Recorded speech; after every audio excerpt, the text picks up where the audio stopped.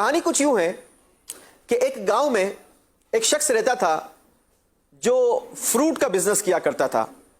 گاؤں کے دیہات کے لوگوں سے, کھیتی باڑی کرنے والوں سے یہ فروٹ لیا کرتا تھا اور شہر کے جو سبزی منڈی والے ہوا کرتے ہیں ان کو یہ بیچا کرتا تھا. ایک بار اس کا جانا شہر کی طرف ہوا تو اسے ایک فروٹ کی دکان نظر آئی.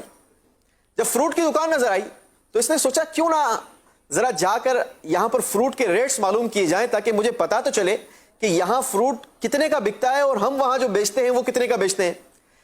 جب وہ دکان میں داخل ہوا تو اس نے دیکھا کہ دکان بڑی سلیقے کے ساتھ سجائی گئی ہے. آپ نے دیکھا ہوگا بڑے بڑے سٹورز پر بڑی طریقے کے ساتھ سبزیاں رکھی جاتی ہیں, فروٹس رکھے جاتے ہیں, کیلے ایک طرف, سیب ایک طرف, انگور ایک طرف, انار ایک طرف. تو اس نے ریٹ لیا, دکاندار سے کہا کہ جناب کیلے کیا درجن ہے؟ دکاندار نے کہا کہ 120 روپے درجن. اچھا جناب سیب کیا کلو ہے؟ تو اس نے کہا کہ سیب 200 روپے کلو ہے. انگور کیا کلو ہے؟ تو اس نے کہا انگور جناب 250 روپے کلو ہے. ابھی اس نے یہ 3 چیزوں کا ریٹ ہی لیا تھا کہ اتنے میں ایک عورت, ایک خاتون اس اسٹور کے اندر, اس دکان کے اندر داخل ہوئی اور آ کر اس نے دکاندار سے پوچھا کہ کیلے کیا درجن دیے؟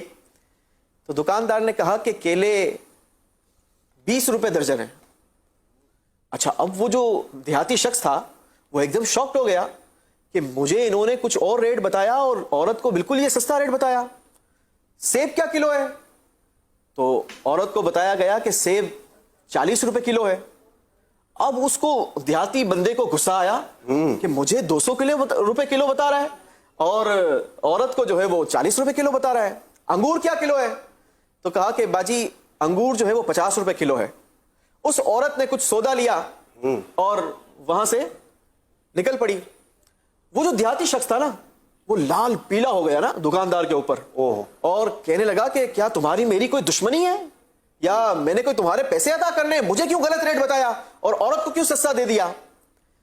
اب وہ جو دکاندار تھا نا وہ مسکرایا اور کہنے لگا کہ بھائی واللہ اللہ کی قسم میں نے جو تجھے ریٹ بتایا ہے نا وہ کوئی غلط ریٹ نہیں بتایا تھا. میں نے اپنا ایک ریزنیبل نفع رکھ کے تجھے ریٹ بتایا تھا, مگر چونکہ یہ جو خاتون تھی نا یہ خاتون بیوہ عورت تھی, اس کے 4 چھوٹے چھوٹے بچے ہیں اور یہ بڑی خوددار عورت تھی. اس کی کئی بار ہم نے چاہا کہ اس کی کچھ مدد کر دی جائے مگر یہ ایسے لینے سے منع کر دیتی ہے. تو اب ہم نے اس کا طریقہ یہ نکالا ہے کہ یہ جس بھی دکان پر جاتی ہے ہم اس کی مدد کی نیت سے اسے چیزیں سستے داموں دے دیا کرتے ہیں تاکہ اس کا گزر بسر بھی ہو جائے اور ہمارا صدقہ ادا کرنا بھی ہو جائے. مدنی چینل کے ناظرین, کہنے کو تو یہ کہانی ہے لیکن ہمارے لیے اس میں کیسا سبق ہے. آج لوگوں کو بڑی چیزوں کی ضرورت ہے, آج لوگ بڑے پریشان ہیں, آج لوگ طرح طرح کی مصیبتوں کا شکار ہے. آج دنیا پر ایک مصیبت چھائی ہوئی ہے.